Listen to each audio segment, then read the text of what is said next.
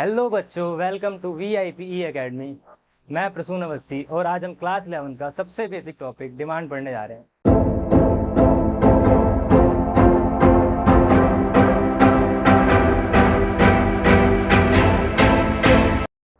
और class 11th या 12th की आप अगर आप इकोनॉमिक्स शुरू करोगे तो सबसे पहला टॉपिक डिमांड पढ़ने को मिलता है। तो चलिए बिना टाइम वेस्ट करते शुरू करते हैं।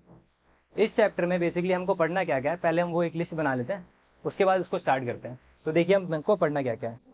हमको बेसिकली इस चैप्टर में 3 चीज़ें पढ़नी है, इस वीडियो में 3 चीज़ें पढ़नी है। पहली चीज़ है डिमांड होता क्या है। क्या पढ़ना है? डिमांड होता क्या है। दूसरी चीज़ हमको ये पढ़नी है कि टाइप्स ऑफ डिमांड क्या होते हैं। तो 2 टाइप्स हम बेसिकली पढ़ेंगे, अभी हम केवल लिख लेते हैं कि हमको पढ़ना क्या है। और तीसरी चीज़, सबसे बेसिक चीज़ और इम्पोर्टेंट सबसे, डिमांड फंक्शन क्या होता है। ठीक है, तो हमको 2-3 चीज़ें पढ़नी है चैप्टर में। डिमांड होता क्या है, टाइप्स ऑफ डिमांड क्या है और डिमांड फंक्शन क्या है। तो चलिए शुरू करते हैं आगे। तो देखते हैं डिमांड क्या होता है। तो डिमांड, आप अगर डेफिनेशन देखो तो डिमांड होने के लिए बेसिकली 2 चीज़ें इंपॉर्टेंट होना जरूरी है। पहली चीज लिखिए, the desire and purchasing power to buy a product और services at a same time is called demand. तो समझना बेसिकली है कि डिमांड होने के लिए 2 चीजें एक सेम टाइम पे होना जरूरी है। पहली चीज है डिजायर और दूसरी चीज साथ में क्या है, परचेजिंग पावर। अब डिजायर का मतलब क्या होता है, इच्छा। जैसे मेरे को इच्छा है तो मैं एक BMW गाड़ी खरीदना चाहता हूँ, लेकिन वो डिमांड नहीं कहलाएगी। जब तक नहीं कहलाएगी जब तक मेरे पास उसको खरीदने की परचेजिंग पावर नहीं है, खरीदने की शक्ति नहीं है। मैं चाहता तो खरीदना एरोप्लेन हूँ, लेकिन मैं खरीद नहीं सकता उसको। क्यों? क्योंकि मेरे पास परचेजिंग पावर नहीं है। तो डिमांड होने के लिए दोनों चीज साथ में होना जरूरी है, डिजायर भी साथ में परचेजिंग पावर भी।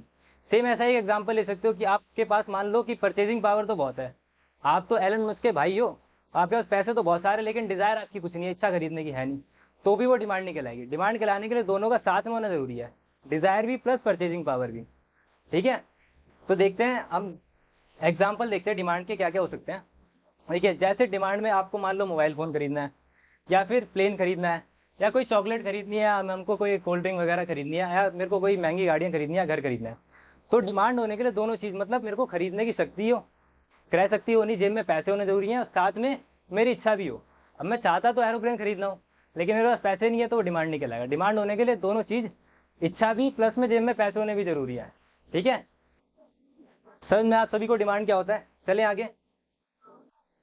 इसके बाद पढ़ना है हमको डिमांड शेड्यूल क्या होता है। डिमांड शेड्यूल बेसिकली होता है इतना सा है कि डिमांड कर को अगर हम टेबल पे दिखा दें, डिमांड 2 चीज़ों को दिखाता है, प्राइस और प्राइस के साथ में हम कितना खरीद सकते हैं। क्या दिखाएगा डिमांड? एक तो प्राइस दिखाएगा, साथ में हम कितना खरीद रहे हैं उस प्राइस पे। मान लेते हैं एग्जाम्पल लिया हमने कि 1 रुपये किसी CD का 1 रुपये अगर प्राइस है, तो हम 1 रुपये पे कितनी यूनिट खरीदना चाहते हैं, 50 यूनिट खरीदना चाहते हैं। अगर प्राइस बढ़ जाए, 2 रुपये हो जाए, तो 40 खरीदना चाहते हैं। आपसे अगर सिंपल सा सवाल पूछा जाए कि अगर 1 रुपये कोई सामान बिक रहा है, मान लेते हैं CD की जगह हम एग्जाम्पल ले लेते हैं, आइसक्रीम का एग्जाम्पल ले लेते हैं। अगर 1 रुपये की आइसक्रीम बिक रही है तो हम 50 आइसक्रीम खरीदना चाहते हैं। अगर आइसक्रीम महंगी होकर के 2 रुपये की हो जाए, तो आप कितनी खरीदोगे? सिंपल सी बात है, तो आप कम करोगे। तो अगर 2 रुपये का होगा प्राइस, किसी भी चीज़ का बढ़ेगा, तो हम क्या करते हैं, हमेशा डिमांड को कम करते हैं, कम करेंगे।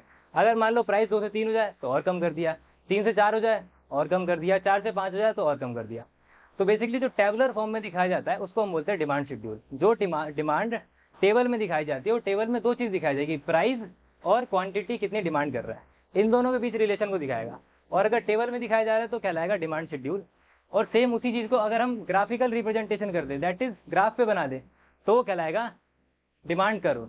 जैसे कि अभी हमने इस पॉइंट को प्लॉट कर लिया, वन प्राइस पे 50 यूनिट खरीद रहे हैं, 2 प्राइस पे 40 यूनिट खरीद रहे हैं, 3 प्राइस पे 30 यूनिट खरीद रहे हैं। तो अगर उसको ग्राफिकल प्रेजेंटेशन करते तो क्या रहता है, डिमांड करो। बात समझ में आई? डिमांड शेड्यूल होगा टेबुलर रिप्रेजेंटेशन, और उसका अगर ग्राफिकल रिप्रेजेंटेशन दिखा दे तो हो जाएगा डिमांड कर हो जाएगा। ठीक है, तो डिमांड शेड्यूल हमारे 2 टाइप के होते हैं। एक टाइप होता है इंडिविजुअल, क्या कहलाता है, इंडिविजुअल डिमांड शेड्यूल। ठीक है, इंडिविजुअल डिमांड शेड्यूल का मतलब इतना सा है, अगर एक कंज्यूमर की डिमांड को दिखाया जाता है वो इंडिविजुअल डिमांड शेड्यूल कहलाता है। और दूसरा टाइप हमारे पास होता है जिसको हम बोलते हैं मार्केट डिमांड शेड्यूल। और वो बेसिकली बनता ऐसा है कि मान लेते हैं हमारे मार्केट में जितने भी कंज्यूमर है, टोटल जितने भी कंज्यूमर है, सबकी डिमांड को अगर ऐड कर दिया जाए। मान लेते हैं अभी इस एग्जाम्पल, हमारे पास पूरे मार्केट में 2 कंज्यूमर है जिनका नाम क्या है, नाम है एक का A और एक का नाम है B। अब ए ने कितनी डिमांड करी है, 1 रुपये प्राइस पर ए ने करी है 50, 2 रुपये प्राइस पर ए ने करी है 40, 3 रुपये प्राइस पर ए ने करी है 30, 4 रुपये प्राइस पर 20 और 5 पर 10 करी है। ये जो डिमांड है ये दिखा रही है ए की। सेम ये डिमांड बनाई है हमने, बी एक कंज्यूमर है, आप नाम ले सकते हो कोई, ए से अंकित ले सकते हो, बी से ब्रिजेश ले सकते हो। तो हमने ये मान के चला, लेकिन इस मार्केट में, हमारे मार्केट में 2 ही कंज्यूमर है, ए और बी, और अगर इन दोनों की डिमांड को ऐड कर दिया जाए, दैट इज 50 + 100 कितना आ रहा है, 150। ये दिखा रहा है कि 1 रुपये पे टोटल मार्केट में कितनी डिमांड हो रही है, 150। 2 रुपये पे कितनी हो रही है, 40 + 80 120। तो ये मार्केट की टोटल डिमांड आ रही है। क्या आ रही है, मार्केट की टोटल डिमांड। बात समझ में आई। तो अगर हम अब प्राइस ये वाला और मार्केट डिमांड कर्व, इस चीज का अगर ग्राफिकल रिप्रेजेंटेशन कर दे, दैट इज मतलब ग्राफ पर दिखा दे इस चीज को, तो क्या कहलाएगा वो, मार्केट डिमांड कर्व। ठीक है, तो देखिए मार्केट डिमांड कर्व का ग्राफ बनता कैसे, वो चीज देखते हैं। तो मार्केट डिमांड कर्व का ग्राफ थोड़ा इंडिविजुअल डिमांड करके ग्राफ से थोड़ा स्टीपर बनता है। कैसा बनता है, सॉरी फ्लैटर बनता है। तो फ्लैटर बनेगा तो जो हमारा, अगर हमने देखा था जो हमारा इंडिविजुअल डिमांड कर्व बन रहा था, वो लाइन कुछ ऐसे बन रही थी, डाउनवर्ड स्लोपिंग बन रही थी डिमांड कर्व। लेकिन जो मार्केट डिमांड कर्व बनेगा वो थोड़े से फ्लैटर बनेगा, मतलब थोड़ा चपटा हुआ बनेगा। चपटा कैसे बनता है, तो लाइन थोड़ी ऐसे की जाने की जगह कैसे जाएगी, थोड़ी फ्लैट जाएगी। ठीक है, इसको बोलते हैं हम demand curve of market. Market का डिमांड कर रहा है, और वो जो डिमांड कर्व बना है वो इंडिविजुअल एक कंज्यूमर का डिमांड कर्व बना है। डिफरेंस इनमें ये होता है, एक क्वेश्चन इसमें से ये बनता है कि जो मार्केट डिमांड कर्व होता है वो इंडिविजुअल डिमांड कर्व का हॉरिजॉन्टल समेशन होता है। कैसा समेशन होता है, हॉरिजॉन्टल समेशन। अब अगर आप हिंदी में इको पढ़ते हो तो एक बहुत ही बढ़िया सा वर्ड मिलेगा इसको, क्योंकि आपको समझ में पहली बार तो समझ में से बाहर हो जाएगा। हॉरिजॉन्टल को हिंदी में वर्ड लिखा होगा समस्तर। क्या लिखा होगा, समस्तर जोड़ होता है। हॉरिजॉन्टल का मतलब इतना सा होता है कि अगर हम ऐसे लाइनें जोड़ रहे हैं, हॉरिजॉन्टली लाइन जोड़ रहे हैं, क्षैतिज रेखाएं जोड़ रहे हैं, तो उसको बोलते हैं हॉरिजॉन्टल जोड़। तो अगर जैसे कि हमने पिछले वाले में करा था, टेबल में जब हमने देखा था पिछली वाली में कि ए और बी की डिमांड को जो ऐड करके वो आ रहा था, तो सेम अगर हम इस वाले में देखेंगे तो ये जो डिमांड कर्व बनेगा वो हमारा थोड़ा फ्लैटर बनेगा, कुछ कैसे बनेगा, थोड़ा फ्लैट ऐसे बनेगा डिमांड कर्व। तो ये बेसिकली होता है क्या है, इंडिविजुअल डिमांड कर्व का समेशन कर देते हैं। और क्या समेशन करते हैं, हॉरिजॉन्टली समेशन करते हैं। ठीक है, ये बात एक ध्यान में रखनी है, हॉरिजॉन्टल समेशन। समझ में आई। दो बातें, एक इंडिविजुअल डिमांड कर्व हमने पढ़ा, एक मार्केट डिमांड कर्व पढ़ा। चलते हैं इसके आगे और देखते हैं एक बढ़िया सा टॉपिक जो लिखा है, हमारा सबसे मेन टॉपिक है। और अगर आप ये टॉपिक समझ जाएंगे तो इसके आगे वाले रिलेट करके बहुत सारे टॉपिक हैं, वो बहुत इंपॉर्टेंट है। अगर ये समझ नहीं आया तो आगे टॉपिक समझ में नहीं आएंगे। तो इसको ध्यान से पढ़ना है और एक एक चीज ध्यान से पढ़नी है। तो पढ़ना हमको क्या है, डिमांड फंक्शन। क्या पढ़ना है हमको, डिमांड फंक्शन। अब डिमांड फंक्शन होता है क्या है, पैसे पहली बात वो देखते हैं, फिर हम डिमांड फंक्शन में देखेंगे पढ़ना क्या क्या है। तो डिमांड फंक्शन बेसिकली दिखाता ही है कि किसी भी चीज का प्राइस और क्वांटिटी, ठीक है, इनमें क्या संबंध है। अब होता है क्या, क्वांटिटी जो हम डिमांड कर रहे हैं वो केवल प्राइस से डिफर नहीं करती है, प्राइस पे डिपेंड नहीं है, प्राइस के अलावा और अदर भी फैक्टर होते हैं। तो प्राइस प्लस साथ में अदर डिटरमाइनिंग फैक्टर जो होंगे,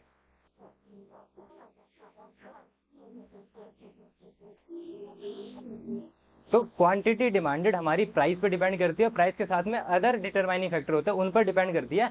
इनके बीच में जो रिलेशन होता है, डिटरमाइनिंग फैक्टर और क्वांटिटी डिमांड के बीच में जो रिलेशन होता है उसको हम बोलते हैं डिमांड फंक्शन। अब डिमांड फंक्शन बेसिकली दिखाता है क्वांटिटी और उसके डिटरमाइनिंग फैक्टर। तो डिटरमाइनिंग फैक्टर होते क्या क्या वो देखना है। तो एक लिस्ट बनाए रखिएगी, वो आप नोट कर सकते हैं अपनी कॉपी में। पहली चीज लिखिए डिमांड फंक्शन। इसको डिनोट करने का तरीका कुछ ऐसे रहेगा, ये दिखा रहा है डिमांड किसी भी एक्स वस्तु की फंक्शन होती है किसकी चीज का, पी एक्स। और पी एक्स का मतलब क्या है, price of commodity x. X वस्तु का जो प्राइस होगा एक तो उस पर डिपेंड करेगी। दूसरा क्या लिखा है, पी आर।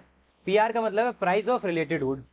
तो एक्स वस्तु से जो रिलेटेड गुड है उसके प्राइस पर भी डिपेंड करती है। अब रिलेटेड गुड हमारे दो प्रकार के होते हैं, एक होता है सब्स्टिट्यूट गुड, एक होता है कॉम्प्लीमेंट्री गुड। सब्स्टिट्यूट गुड को हिंदी में बोलते हैं प्रतिस्थापक वस्तु और कॉम्प्लीमेंट्री को बोलते हैं पूरक वस्तु। अभी हम इसको डिटेल में समझेंगे, अभी केवल लिस्ट बना रखे उसका मतलब देख रहे हैं। वाई का मतलब होता है इनकम। वाई को हम यहाँ से इनकम को वाई से डिनोट करते हैं। टी का मतलब होता है टेस्ट एंड प्रेफरेंस और ई का मतलब होता है एक्सपेक्टेशन। हमारा काम ये है बेसिकली, हमको एक एक चीज को डीप में जाकर के आराम से पढ़ना है और फटाफट देखेंगे, समझते हुए चलेंगे आगे। देखो एक एक चीज देखनी है, पहले पी एक्स देखना है, फिर पी आर, फिर वाई, फिर टी और ई। देखो चलते हैं पी एक्स पे। तो प्राइस ऑफ एक्स क्या होता है बेसिकली वो देखना है। प्राइस ऑफ एक्स से कैसे किसी वस्तु की डिमांड डिटरमाइन होती है वो देखना है।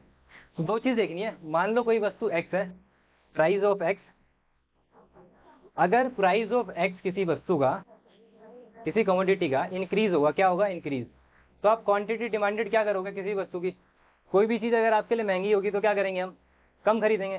सिंपल सी बात है। अभी जैसे टमाटर महंगे हो गए थे तो टमाटर क्या करते हमने, कम खरीदने लग गए थे। तो अगर टमाटर महंगा हो तो क्या करेंगे, कम खरीदेंगे। और अगर सस्ता हो जाएगा तो प्राइस कम हो जाएगा तो ज्यादा खरीदेंगे। अगर दोनों एरो उल्टे चल रहे हैं, एक ऊपर एक नीचे, तो इसको बोलते हैं हम नेगेटिव रिलेशन। क्या बोलते हैं, नेगेटिव रिलेशन। ठीक है।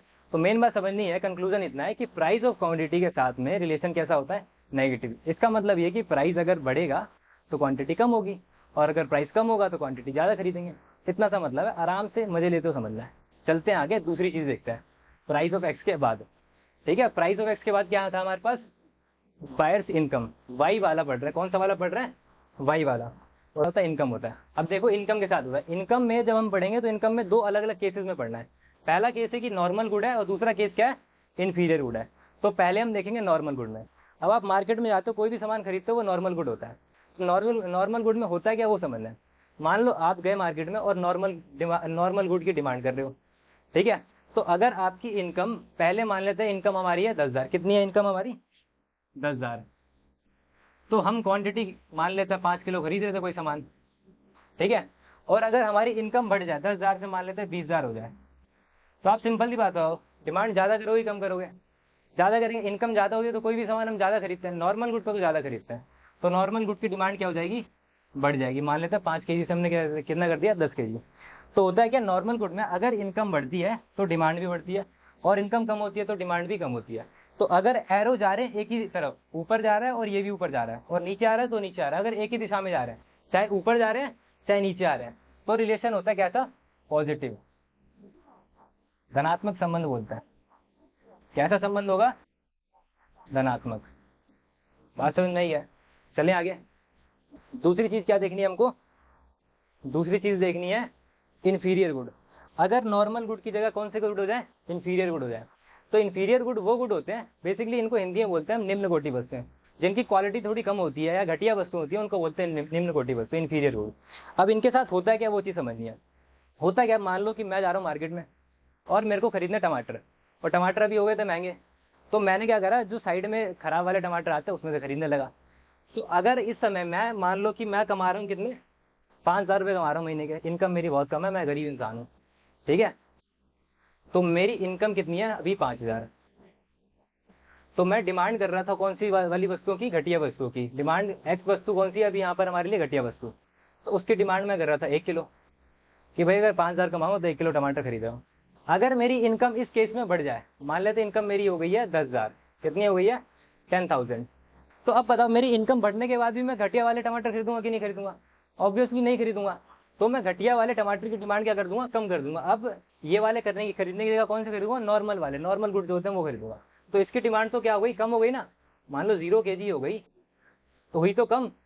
देखो इनकम मेरी जब बढ़ी तो डिमांड क्या करी मैंने, इंफीरियर गुड्स की कम करी। अगर एरो चल रहे उल्टे, एक ऊपर एक नीचे, तो संबंध होता है, रिलेशन होता है नेगेटिव। क्या था रिलेशन होगा, नेगेटिव रिलेशन। और इसको हिंदी में बोलते हैं हम ऋणात्मक संबंध। क्या है संबंध, ऋणात्मक संबंध। ठीक है। चले आगे, इंफीरियर गुड समझ में आया। इसके आगे हमको देखना क्या है, देखिए अभी तक हमने क्या पढ़ा, इंफीरियर गुड हमने दो चीजें पढ़ी। एक पीएक्स के साथ रिलेशन देखा, क्वांटिटी डिमांडेड का, जो की होता है नेगेटिव, मींस प्राइस बढ़ेगा तो क्वांटिटी कम करेंगे, और प्राइस कम होगा तो क्वांटिटी ज्यादा खरीदेंगे, इसका मतलब नेगेटिव रिलेशन। दूसरी चीज पढ़ी हमने इनकम के साथ, और इनकम में दो केसेस अलग अलग पढ़े, एक नॉर्मल गुड और एक इंफीरियर गुड। नॉर्मल गुड में जब इनकम बढ़ती है तो ज्यादा खरीदते हैं, सिंपल सी बात है, आपकी इनकम बढ़ेगी ज्यादा कोई सामान खरीदोगे। और इंफीरियर गुड में इनकम बढ़ेगी तो घटिया वस्तु कम खरीदेंगे, तो उधर होगा नेगेटिव। बात समझ में गया। अब तीसरा केस हमको देखना है रिलेटेड गुड। क्या पढ़ना था हमको, पीआर लिखा था हमने, एक फंक्शन में लिखा था ना पीआर। तो पीआर का मतलब होता है प्राइस ऑफ रिलेटेड गुड। और रिलेटेड गुड हमारे पास कौन से होते हैं, दो टाइप के होते हैं। पहला होता है सब्सटीट्यूट गुड, और दूसरा होता है कॉम्प्लीमेंट्री गुड। सब्सटीट्यूट गुड को हिंदी में बोलते हैं हम प्रतिस्थापक वस्तु है। कौन सी वस्तु है, प्रतिस्थापक वस्तु है।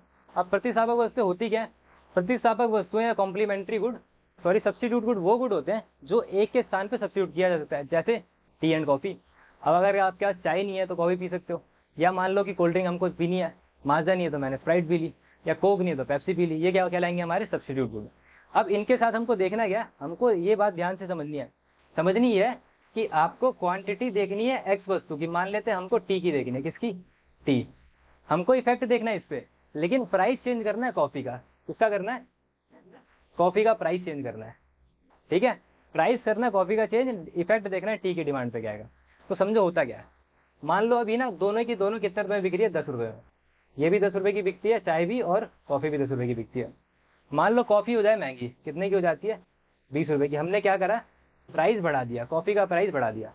अब इस कंडीशन में हो गया, मान लो हम तो पीते चाय, चाय पीने वाले बंदे हैं, कॉफी महंगी हो जाए तो होगा क्या, कॉफी जो पीते थे लोग वो भी चाय पीने लग जाएंगे, अब क्यों, उनके लिए कॉफी महंगी हो गई। तो वहां से लोग खिसक के क्या आ गए, चाय पीने लग गए। तो चाय की डिमांड क्या होगी, बढ़ गई, बढ़ेगी ना, क्योंकि कॉफी जब महंगी हो जाएगी तो कॉफी पीने वाले लोग भी अब चाय पीने लग जाएंगे। तो हो क्या रहा है, देखो कॉफी का प्राइस बढ़ रहा है तो टी की डिमांड भी बढ़ रही है। तो दोनों एरो अगर जा रहे हैं ऊपर तो कैसा रिलेशन होगा, पॉजिटिव। कैसा होगा, पॉजिटिव या फिर धनात्मक। बात समझ में, धनात्मक या फिर पॉजिटिव, ठीक है। अगर उल्टा करना चाहो उल्टा भी कर सकते हो। मान लो कॉफी मेरे को 10 रुपए की जगह मैंने कर दिया 5 रुपए की, 5 रुपए कॉफी कर दिया। तब होगा क्या, मैं 10 रुपए की चाय पीऊँ कि 5 रुपए कॉफी पीऊँ। मेरे को अगर कॉफी सस्ती मिले तो चाय पीने वाले लोग क्या करेंगे, ज्यादातर कॉफी खिसक जाएंगे। जब मैंने कॉफी का प्राइस किया कम तो चाय पीने वाले जब इधर खिसक गए तो चाय की मांग क्या हो गई, कम। तो एरो क्या जा रहे हैं, दोनों नीचे, और दोनों नीचे जा रहे हैं तो क्या संबंध होगा, पॉजिटिव। बात समझ में गया। अब चलते हैं हम नेक्स्ट में कॉम्प्लीमेंट्री गुड पे। किस पे चलते हैं, कॉम्प्लीमेंट्री गुड पे। देखो कॉम्प्लीमेंट्री गुड वो गुड होते हैं जो बेसिकली हम साथ में यूज करते हैं, जैसे कार और पेट्रोल हो गए, या ब्रेड और बटर हो गया। अब ये जो ब्रेड और बटर एग्जाम्पल दे रखा है, बुक में दे रखा है। अब बुक होता है क्या, बुक थोड़ी अमीरों द्वारा लिखी जाती है तो ब्रेड और बटर साथ में खाते हो। हमारे साथ क्या होता है, हम तो ब्रेड ऐसे खा जाते हैं। तो एग्जाम्पल ले लेते हैं, मान लेते हैं एक जिलेट का रेजर है और साथ में ब्लेड है। क्या है, ब्लेड। अब ऐसा तो नहीं है अगर आपको किसी को सेव करनी है तो डायरेक्ट इससे कर लेगा, अगर उसमें ब्लेड नहीं लगाता तो ब्लेड तो जरूरत पड़ेगी। तो कॉम्प्लीमेंट्री गुड होता है जो साथ में यूज किए जाएंगे, ठीक है। अब समझना क्या है हमको, एग्जाम्पल क्या कर ले रहा हूं मैं, एग्जाम्पल ले रहा हूं कि रेजर की डिमांड पे क्या इफेक्ट आएगा, रेजर की डिमांड पे इफेक्ट देखना है जब ब्लेड या इसकी जो कॉम्प्लीमेंट्री है वो उसका प्राइस क्या हो जाए, बढ़ जाए या घट जाए। तो मान लो कि अगर प्राइस हो जाए महंगा, ब्लेड हो गए महंगे, 1 रुपए की आने की जगह आने लगा 5 रुपए का। तो आप क्या करोगे यार, 5 रुपए का ब्लेड आता है और हर दूसरे दिन सेव करनी पड़ती है। तो अब मैं क्या करूंगा, 1 महीने बाद सेव करूंगा, थोड़ी बढ़ा बढ़ा कर रखेंगे आगे। तो उस कंडीशन में जब ब्लेड हो जाए महंगा तो हमने क्या करा, रेजर की भी डिमांड भी क्या कर दी, कम कर दी, ठीक है। रेजर को भी कम यूज करेंगे, सिंपल सी बात है। तो अगर एरो चल रहे उल्टे तो कैसा रिलेशन होगा, नेगेटिव या फिर ऋणात्मक। कैसा रिलेशन होगा, नेगेटिव या तो ऋणात्मक। बात समझ में आई क्या, उल्टा भी करके देख सकते हो, सिंपल है उल्टा। मान लो ब्लेड का प्राइस मैंने बढ़ाने की जगह सस्ता कर दूं, अगर ब्लेड अब इसके साथ में आ रहा है, फ्री में मिल रहा है, तो फ्री में मिल रहा है तो क्या करूंगा, हर रोज सेव करेंगे। तो होगा क्या, अगर प्राइस इसका हो जाए कम तो डिमांड इसकी बढ़ जाएगी। तो अगर एरो चल रहे उल्टे, सिंपल सी बात है ना, ब्लेड हो गया सस्ता तो हमने इसकी भी डिमांड यूज कर दी, इसको भी ज्यादा यूज करेंगे। और अगर एरो चल रहे उल्टे तो भी होगा ऋणात्मक संबंध, नेगेटिव रिलेशन। बात समझ में आई। तो 2 चीजें पढ़ी है हमने रिलेटेड गुड में, एक पढ़ी सब्स्टिट्यूट गुड, सब्स्टिट्यूट में होता है पॉजिटिव और कॉम्प्लीमेंट्री में कैसा होता है, नेगेटिव। बात समझ में आई क्या, चले आगे। तो आगे हमारे पास 2 चीजें और रह गई हैं, फटाफट से देखते हैं।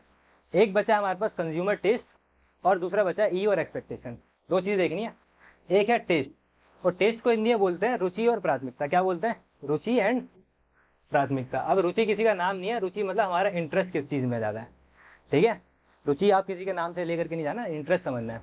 मान लो कि मेरा इंटरेस्ट है, मेरे को भाई छोले भटूरे पसंद है, ठीक है। आप में से बहुतों को पसंद होंगे, मान लेते हैं मेरे को छोले भटूरे पसंद है।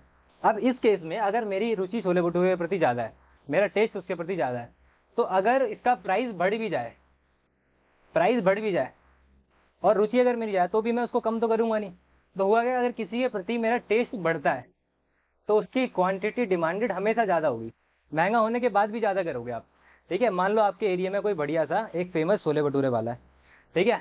तो अगर वो महंगा कर देगा तो भी आप खरीदते हो, क्योंकि भाई हमको तो पसंद उसी के और किसी के पसंद नहीं है।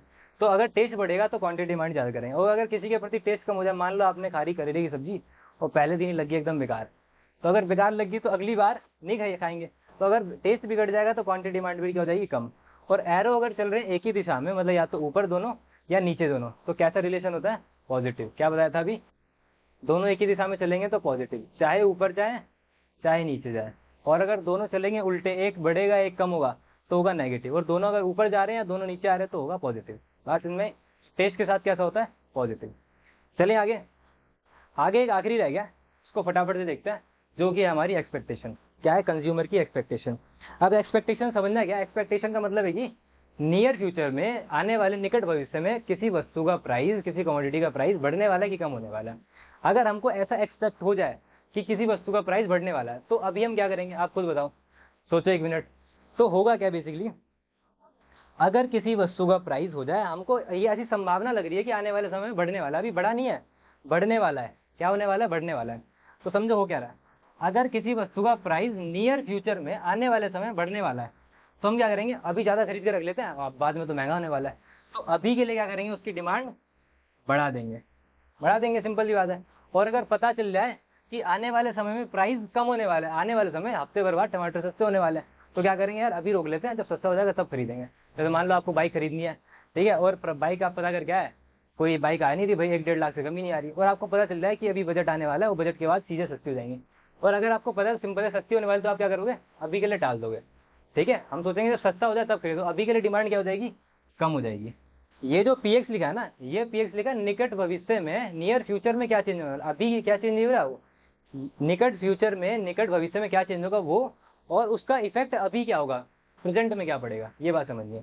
तो एरो क्या चल रहा है, निकट भविष्य अगर प्राइस बढ़ने वाला है तो अभी ज्यादा खरीदेंगे क्योंकि अभी सस्ता मिल रहा है, और अगर कम होने वाला है तो बाद में ज्यादा खरीदेंगे, अभी कम कर देंगे। तो अगर एरो चल रहे एक ही तरफ तो क्या संबंध होगा, पॉजिटिव या धनात्मक। बात समझ में क्या होगा, धनात्मक होगा। ठीक है, तो हमने पर डे से 5 टॉपिक डिमांड फंक्शन में, वो 5 हमने कर लिए। बेसिकली 2 और होते हैं, मार्केट डिमांड फंक्शन पढ़ते हैं, उसमें नंबर ऑफ पॉपुलेशन हो जाता है। नंबर ऑफ पॉपुलेशन सीधा सा है और कुछ ज्यादा है नहीं उसमें, चाहो तो बता देता हूँ। ये 2 और ऐड हो जाते हैं, एन और वाई डी। कौन कौन से 2 ऐड हो जाएंगे, एन और वाई डी। एन का मतलब होता है नंबर ऑफ पॉपुलेशन, अगर किसी एरिया में या किसी हमारे देश की जनसंख्या ज्यादा हो जाएगी, सिंपल ही बात है, सब लोग ज्यादा खरीदेंगे तो डिमांड बढ़ जाएगी। तो नंबर ऑफ पॉपुलेशन के साथ चलता है क्या, अगर नंबर ऑफ पॉपुलेशन बढ़ेगी तो डिमांड भी बढ़ जाती है, बात इतनी सी है। और वाईडी का मतलब होता है इनकम का डिस्ट्रीब्यूशन कैसा है, आय का वितरण कैसा है। ठीक है, तो आय का वितरण अगर देश में असमान है, जो कि हमारे देश में होता है, अमीरों के पास ज्यादा पैसा है, गरीबों के पास कम पैसे हैं, तो ऐसी कंडीशन में डिमांड केवल अमीर लोग करेंगे, और अमीर लोग होते हैं थोड़े। तो अगर असमान वितरण हो, इनकम का लेवल जो है, डिस्ट्रीब्यूशन जो है अनइक्वल हो रहा है, तो उस कंडीशन में डिमांड ज्यादा नहीं बढ़ती, कम बढ़ती है बात। और अगर इक्वल डिस्ट्रीब्यूशन हो तो सभी लोग खरीदेंगे, तो फिर डिमांड ज्यादा बढ़ेगी उस कंडीशन में। 2 बात इतनी सी है। तो हमको समझना 3 टॉपिक थे आज की क्लास में, हमने 3 पढ़े। एक डिमांड होता है क्या, डिमांड के लिए रिकैप कर रहा हूँ आखिरी में, एक डिजायर और परचेजिंग पावर दोनों का होना जरूरी है। फिर पढ़ा हमने डिमांड के टाइप क्या होते हैं, हमने 2 टाइप पढ़े हैं। एक हमने पढ़ा है individual demand curve, individual demand schedule और डिमांड कर्व। एक पढ़ा है मार्केट डिमांड शेड्यूल और मार्केट डिमांड कर्व। और आखिरी में पढ़ा है डिमांड फंक्शन क्या होता है। और डिमांड फंक्शन में 5 चीजें देखी हैं, P X, P R, Y, T E. P X होता है price of X, price of related good. इसमें भी 2 टाइप होते हैं, सब्सटीट्यूट अलग पढ़ना पड़ता है, कॉम्प्लीमेंट्री अलग। वाई में भी 2 टाइप में पढ़ते हैं, एक नॉर्मल गुड के साथ में, एक इन्फीरियर गुड के साथ में। ठीक है, टेस्ट के साथ तो सीधा सीधा टेस्ट बढ़ेगा, ज्यादा खरीदेंगे। एक्सपेक्टेशन में हमने देखा है कि नियर फ्यूचर में बढ़ेगा प्राइस, तो अभी ज्यादा खरीद लेंगे, बाद में कम खरीदेंगे, ये वाली बात है। नंबर ऑफ पॉपुलेशन बता ही दिया। समझ में आज का टॉपिक, डिमांड फंक्शन तक हमको 3 टॉपिक करने थे आज क्लास में, 3 टॉपिक करें। अगर आपको ये वाली वीडियो समझ में आई है तो इसका सेकंड पार्ट जरूर आएगा, जो कि बाकी चैप्टर रह गया डिमांड वाले चैप्टर में, वो हम सेकंड पार्ट में डालेंगे। तो अभी के लिए इस चीज को ध्यान से समझना है, करना है, और नेक्स्ट पार्ट हम जल्दी डाल देंगे, 1-2 दिन में आ जाएगी वीडियो के लिए। तो चलते हैं, आज की क्लास यहीं खत्म करते हैं। सभी का थैंक यू।